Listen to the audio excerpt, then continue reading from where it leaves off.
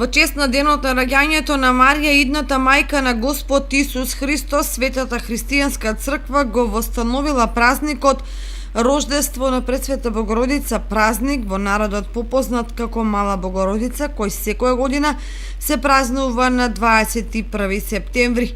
Затоа во чест на денешниот голем празник утрово христијаните го посетија Кочанскиот црковен храм Свети Великомаченик Ѓорги и се помолија за здравие на неблиските. Денес Светата православна црква се споменува за еден голем настан.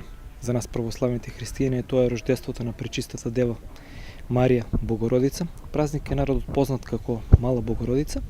Самото име кажува за значењето на овој празник, имено на овој ден е родена Пречистата дева Марија од бездетните родители Јоаким и Јана, кои што, како што сведочи и во Светото писмо и во Светото предание и во нивното житие, биле веќе во поодминати години во старост и биле нели бездетни, а според тогашната традиција, според тогашните обидувања кај израелскиот народ, оние луѓе кои што не биле удостоени да имаат деца или да бидат удостоени со рожба, биле сметани за големи грешници.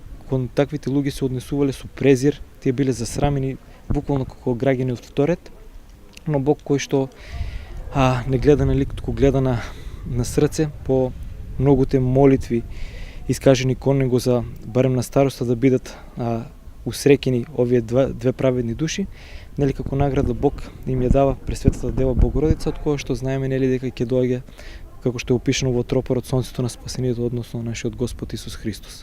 Рожденство на Пресвета Богородица е еден од големите празници на Светата православна црква.